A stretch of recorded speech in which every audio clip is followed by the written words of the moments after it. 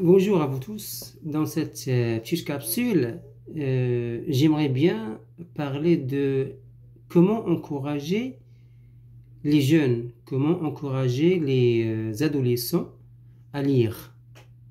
Comme vous savez, beaucoup de monde veut apprendre à parler français ou n'importe quelle langue, anglais par exemple, l'allemand, et ainsi de suite.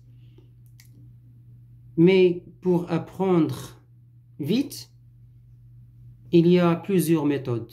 Et parmi ces méthodes, soit en regardant des films, soit en écoutant des vidéos, en suivant des chaînes sur YouTube. Il y a plein de chaînes qui traitent ces sujets-là, les sujets d'apprentissage des langues. Bon, on peut choisir par exemple une langue, et puis il faut consacrer beaucoup de temps. Ce n'est pas facile, surtout au début. Je le répète toujours. Voilà, on dit que il n'est difficile que le début. Voilà, c'est ça. Donc, et parmi ces méthodes, comme je viens de dire, il y a la lecture. Voilà. Si vous lisez, si vous devenez un bon lecteur, vous allez apprendre tas de choses, beaucoup de choses. Et très vite. C'est ça qui fait la différence entre quelqu'un qui lit et quelqu'un qui a choisi d'autres méthodes. Donc, j'aimerais bien de parler de la lecture, comment encourager les gens, les jeunes, les adultes, les adolescents à lire. Donc, la lecture facilite l'acquisition du langage et développe la capacité d'écoute et la concentration aussi. Donc, la lecture facilite l'acquisition du langage et développe la capacité d'écoute et la concentration. Comment développe la capacité d'écoute et la concentration? Parce que je vous donne un exemple. Quelqu'un, par exemple, attaché à sa tablette, à son téléphone. Tout instant, tu le trouves, voilà, introduire son crâne dans la tablette ou bien son téléphone. Mais par contre, la lecture lui facilite l'acquisition et du langage et la capacité d'écoute et la concentration. Pourquoi? Il se concentre pour chaque mot, pour chaque vocabulaire, pour chaque phrase dite. Donc, il commence à analyser peu à peu et en suivant l'enchaînement des idées, en pensant à ce qu'il va arriver par la suite, par exemple, un roman ou un récit où il y a du suspense, on commence à réfléchir qui a fait ça et qui va arriver par la suite. Donc, en suivant l'intrigue, en suivant les idées, on commence à chercher la quête avec le héros, l'héroïne ou le héros du roman. Donc, c'est comme ça, on se focalise, on se concentre plus. Donc, on acquit la capacité d'écoute et voilà, la concentration aussi. Donc, un adolescent en train de se développer physiquement et mentalement, c'est le moment de consacrer beaucoup de temps pour la lecture. Pourquoi? Pour lui motiver, pour lui donner une méthode efficace pour se développer, surtout mentalement. Donc, il move, il fait bouger la cervelle en lisant des romans, en lisant des journaux, n'importe quoi. L'essentiel, c'est commencer à lire. Donc, la stratégie, quelles sont les stratégies ou bien, voilà, les idées que j'aimerais partager avec vous pour encourager un adolescent. Donc, on parle souvent de l'importance de la lecture chez les enfants. Tout le monde parle de l'importance de la lecture chez un enfant. Tout le monde. Pourquoi? Parce qu'on craint par la suite qu'il apprend d'autres choses qu'on ne sera pas fier, qu'il les a appris ou qu'il les a apprises, des choses qu'il les a apprises. Donc, en essayant de l'orienter vers ce qu'on pense qui est bien pour lui. Alors, on se focalise surtout sur cet enfant, mais pour l'adolescent, mais moins chez les adolescents. C'est ça la différence. Pourtant, il leur est essentiel. Découvrez comment susciter l'intérêt de votre adolescent pour les livres et la lecture. Donc, découvrir ses champs d'intérêt. La première des choses, c'est découvrir ses champs d'intérêt. Il s'intéresse de quoi? Il s'intéresse à quoi? L'amour de la lecture, c'est contagieux. À condition de tomber sur le bon livre. Pour aider un adolescent à développer l'amour de la lecture, on peut lui proposer un livre qui correspond à ses centres d'intérêt. Par exemple, il y a de la biographie de son chanteur préféré, de son joueur préféré, un livre qui traite d'un pays qu'il aimerait visiter, un roman mettant en scène des héros lui ressemblant. La deuxième des choses, c'est surveiller les tendances. Les adolescents n'échappent pas à l'influence des pairs. Donc, ses camarades de classe, ses amis de voisinage. Avant de proposer n'importe quel livre au vôtre, c'est-à-dire votre adolescent, partez à la découverte des tendances et cherchez quoi? L'auteur et les titres les plus populaires chez ceux-ci. Les livres qui se trouvent au sommet des ventes. Ça peut lui intéresser. Troisième des choses, c'est partager ses découvertes. Il faut partager ses découvertes. Comment? Le plaisir qu'apporte une lecture se partage. Lorsque vous parlez de vos coups de cœur littéraires avec votre adolescent, vous lui transmettez également votre enthousiasme ou votre enthousiasme.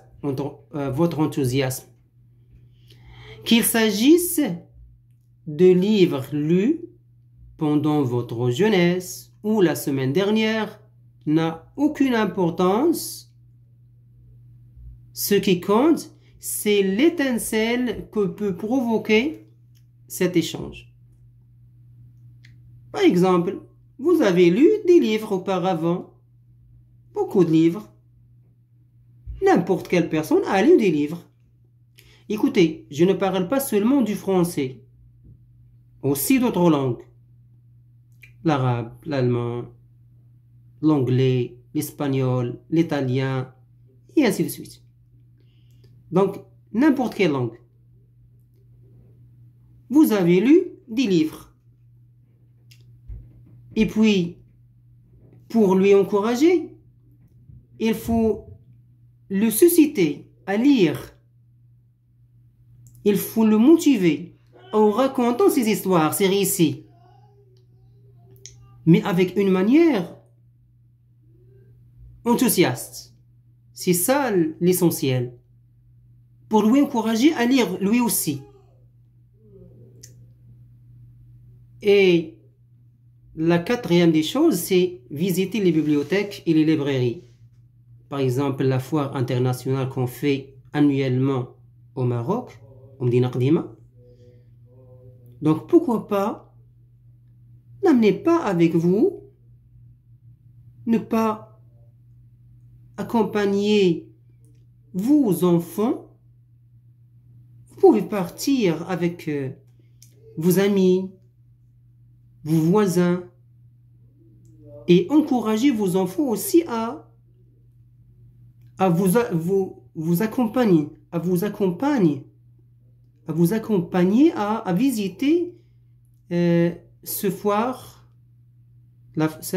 foire internationale ou bien nationale. Pourquoi? Il ne faut pas sous-estimer le pouvoir du contact avec les livres. Le poids, l'odeur de la page ouverture, l'odeur et la page couverture d'un livre peuvent stimuler l'envie de lire. Voilà pourquoi il faut visiter régulièrement la bibliothèque du quartier ou la librairie du coin. Ces endroits sont aussi parfaits pour découvrir de nouveaux auteurs.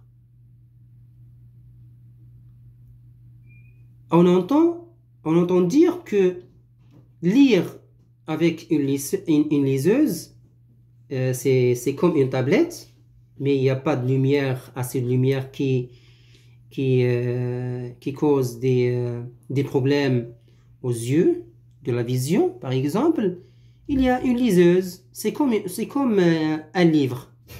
Vous pouvez passer d'une page à autre facilement, c'est tactile, c'est à toucher, mais le goût du livre, le goût d'utiliser un livre, par exemple, ce n'est pas comme voilà, je vais vous montrer, ce n'est pas comme la liseuse ou bien tablette, votre tablette ou bien autre chose. Donc c'est ça. Voilà, il y a voilà, regardez ici. Donc, il ne faut jamais le laisser à la maison. Dans n'importe quel endroit. Par exemple, ceux qui n'ont pas la voiture.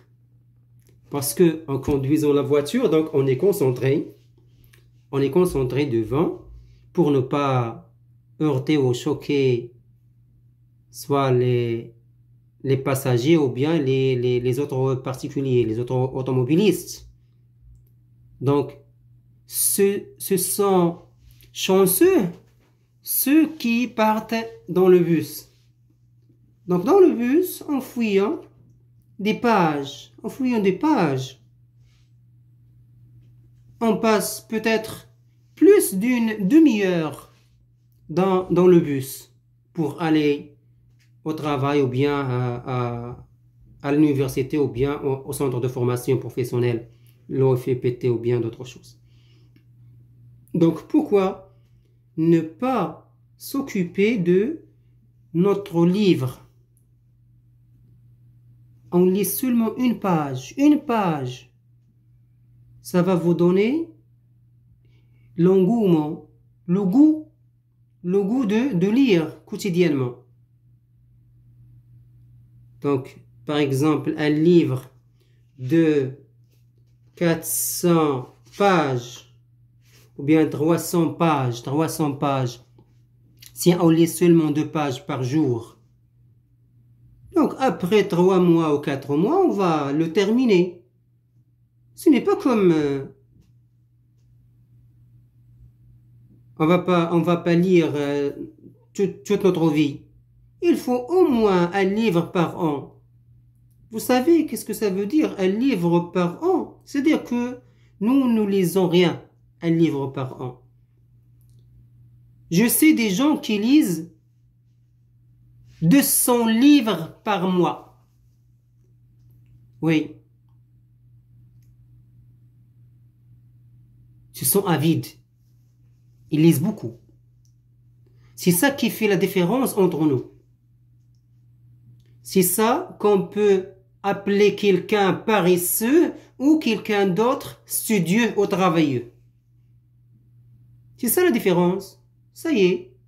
Celui qui est paresseux, il aime la paresse. À ne rien fait. Voilà, à ne rien fait. Il reste toute la journée devant son téléphone ou bien la télévision, on zappe de la chaîne à autre. Mais celui qui est studieux, qui est travailleux, consacre beaucoup de temps et sacrifie. Voilà, il sacrifie. C'est ça la différence. Et je disais toujours à mes élèves, il n'y a pas un idiot, il n'y a pas un sot. Il y a un paresseux et un studieux. Ça y est. Donc, je disais, la cinquième des choses, c'est aménager un coin réservé. Un coin, un bureau, un petit bureau.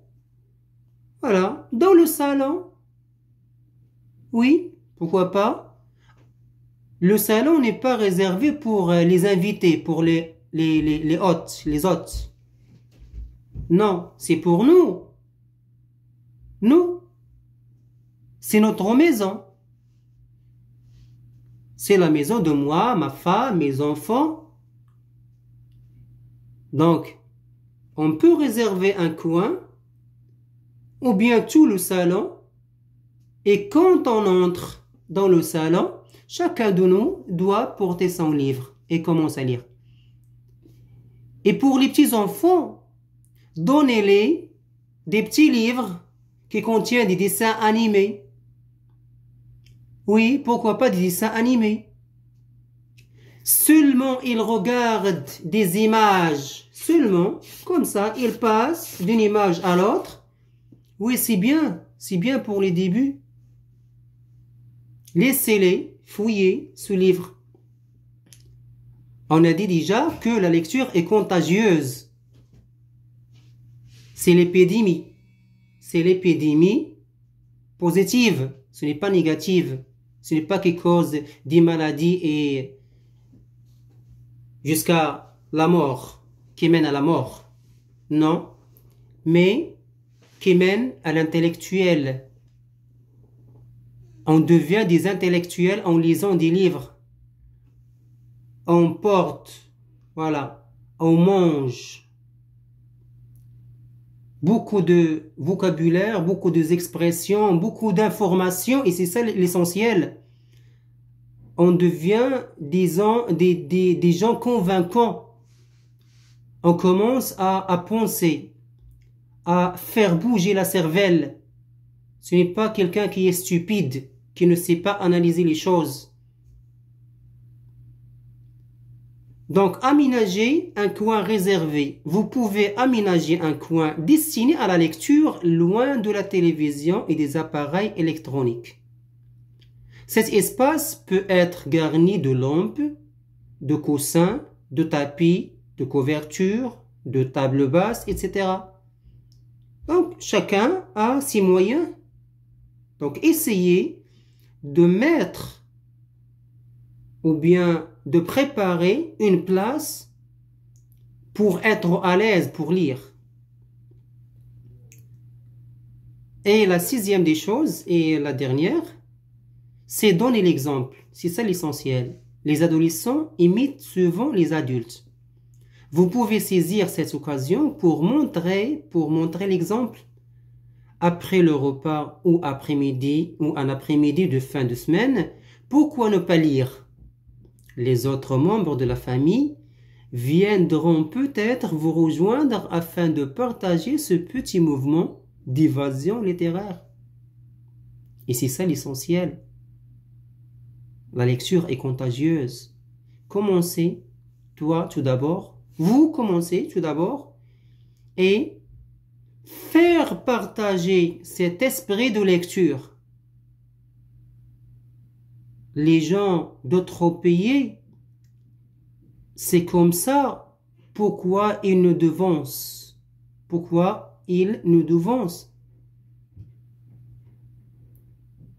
Voilà, en lisant dans les bus, dans les trains, dans les métros, dans les tramways, tout le temps, dans la maison aussi, parce qu'on est tous ensemble dans la maison, ce n'est pas comme